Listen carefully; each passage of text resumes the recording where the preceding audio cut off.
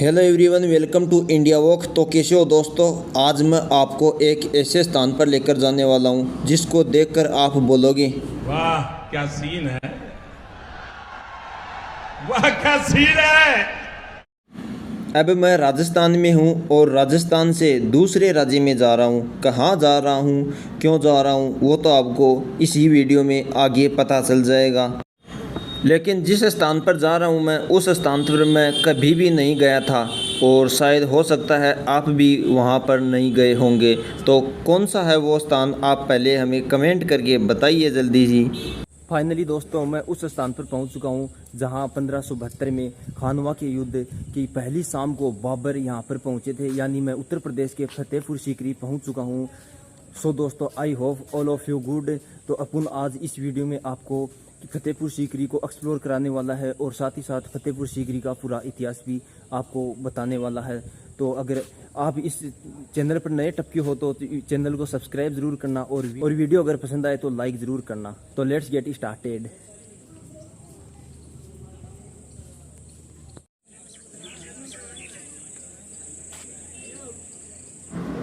अब आने वाले कई वीडियोस उत्तर प्रदेश के ही आएंगे। तो अगर आप मोस्टली उत्तर प्रदेश से हो तो इस वीडियो को प्यार बहुत ज़्यादा देना और मुझे कमेंट करके ये भी बताएं कि उत्तर प्रदेश में कौन कौन सी जगह है जिनको हम एक्सप्लोर कर सकें। फतेहपुर सीकरी को एक वीडियो में कवर करना नामुमकिन है, इसलिए हम अलग अलग भाग लेकर आ रहे हैं। तो फतेहपुर सीकरी का ये पहला भाग है। गाइस, ये आप देख रहे हो, ये है तुर्की सुल्तान का मकान और यहीं पर पुष्पा मूवी की शूटिंग भी हो चुकी है। तो हम इसको बाहर से देखते हैं। तो बाहर से हमको एक महीन पत्तियों के रूप में यहाँ पर आप देख सकते हो बेल है और बेल को महीन बारीकियों से यहाँ पर तराशा गया है।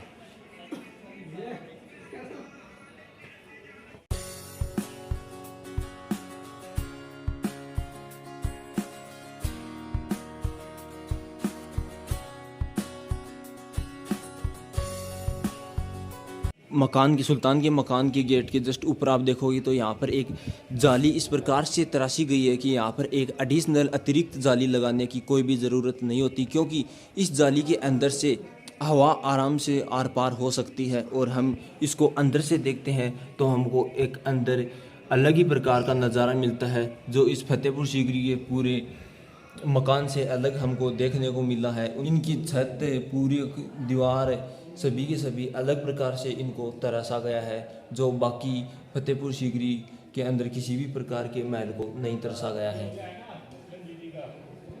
और ये तुर्की सुल्तान के मकान के जस्ट बाहर की साइड में ये छत है और ये ढालनुमा छत बनाई हुई है ताकि जो बरसात का पानी आए वो इस तरफ से नीचा सीधा चला जाए, ऊपर ना इकट्ठा हो।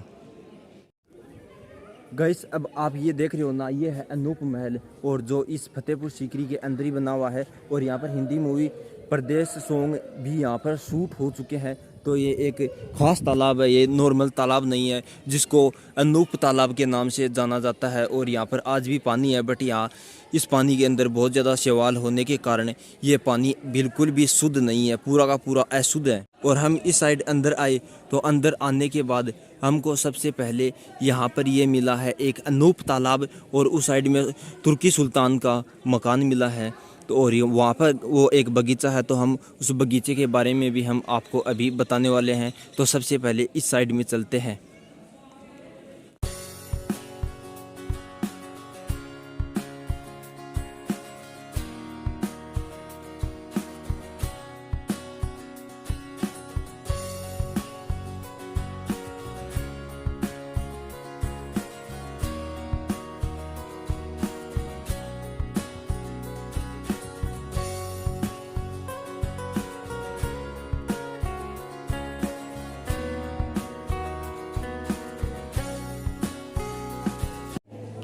यहाँ पर एक पत्थर से बनाई हुई कढ़ाई रखी गई है और ये कढ़ाई बहुत ज़्यादा बड़ी है और इस कढ़ाई के किनारों पर मोटे मोटे बेल के अनुसार यहाँ पर डिज़ाइन में तराशा गया है। सामान्य कढ़ाई से बहुत ज़्यादा बड़ी कढ़ाई है ये। और इसकी लंबाई की बात करें तो लगभग ये 5 फीट लंबाई की कढ़ाई है। अगर आप इस महल को देखोगे, ये महल है दीवान ए खास। तो आपको ये महल 2 मंजिला दिखाई देगा। हर कोई बाहर से देखेगा तो 2 मंजिल का दिखाई देगा, लेकिन दोस्तों एक्चुअल में ये एक मंजिल का बना हुआ है। हम इसके अंदर जाएंगे तो हमको एक मंजिला बना हुआ दिखाई देगा और बाहर से देखते हैं तो हमको 2 मंजिल का बना हुआ दिखाई देता है। और इस दीवान खास का निर्माण एक विशेष प्रकार से किया गया था, विशेष कारण से किया गया था। कई मतों पर यह माना जाता है कि इस दीवान खास का निर्माण कुछ साधारण बातों का जिक्र किया जाता था, जो भी कार्यक्रम किया जाता था उन सभी का वार्तालाप इसी दीवान खास के अंदर किया जाता था। तो आप देखिए ये 2 मंजिला दिखाई देता है, लेकिन एक्चुअल में ये एक ही मंजिल है। इसको इस प्रकार से तराशा गया है कि बाहर से देखने पर हर कोई को 2 मंजिला दिखाई देगा, लेकिन अंदर चलने पर पता चलता है कि ये तो एक ही मंजिल है।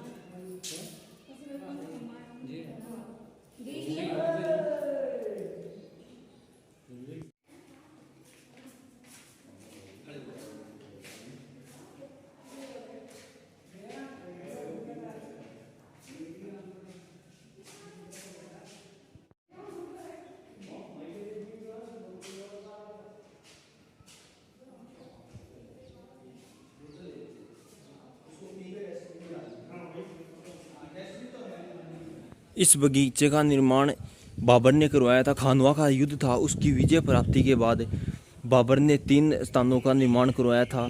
एक तो बावड़ी, एक तालाब और एक इस बगीचे का निर्माण करवाया था। दोस्तों राज की एक बात यह है कि फतेहपुर सीकरी की चोटी के ऊपर एक संत रखता था, सेठ सिली चिष्ट नामक का एक संत रहता था, और उसने अकबर की भविष्यवाणी की थी कि तुम्हारे 3 पुत्र होंगे।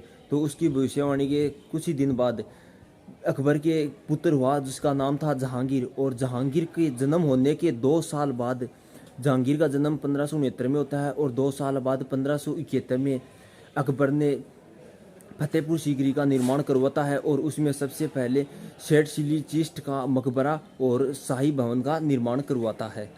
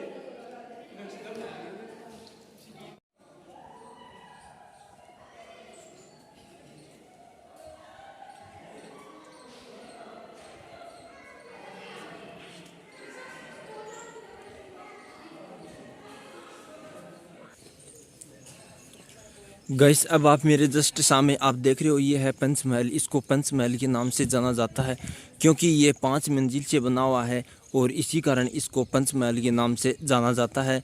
और हम इसको अंदर चलेंगे और अंदर से देखेंगे। फर्स्ट फ्लोर की हाइट की बात करें तो फर्स्ट फ्लोर की हाइट है ज़्यादा, और फिर सेकंड, थर्ड, फोर्थ और फिफ्थ मंजिल की हाइट धीरे धीरे कम होती जाती है। इस प्रकार से इसको पंचमहल को बनाया हुआ है। और इसके जस्ट पास में ही बगीचा है, और यहाँ पर इस फतेहपुर सीकरी में जगह जगह पर आपको बगीचे मिल जाएंगे देखने को। देखिए दोस्तों, ये 5 मंजिला यानी पंचमहल है, और पंचमहल के 5 ही सीढ़ियाँ लगी हुई है। आप देख सकते हो ये 5 ही सीढ़ियाँ पंचमहल के नाम से जिसको जाना जाता है उसकी। और ये है पंचमहल का फर्स्ट फ्लोर।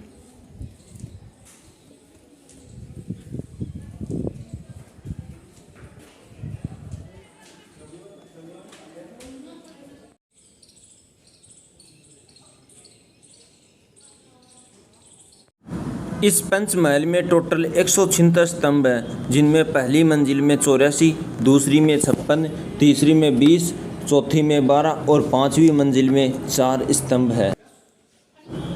इस महल की सबसे ऊंची मंजिल पर यानी पांचवी मंजिल पर सहसा बैठकर गर्मियों की शाम की ताज़ा हवा और रात में चांदनी का आनंद लेता था और साथ ही में हरम की बेग में भी पर्दे वाले रास्ते से यहाँ आती थी। जो तीसरी मंजिल है उसी से वो रास्ता जुड़ा हुआ है। तो आप देख सकते हो ये बलुआ पत्थर से पंचमहल बना हुआ कितना सुंदर लग रहा है। और ऊपर वाली मंजिल तो सबसे छोटी मंजिल है जिस पर 4 स्तंभ ही है। आई होप दोस्तों आपको ये वीडियो पसंद आएगा। तो हम इस वीडियो को यहीं तक रखते हैं। फतेहपुर सीकरी के दूसरे भाग में मिलते हैं। तब तक के लिए जय हिंद, वंदे मातरम। और आपने अभी तक चैनल को सब्सक्राइब नहीं किया तो सब्सक्राइब ज़रूर कर देना।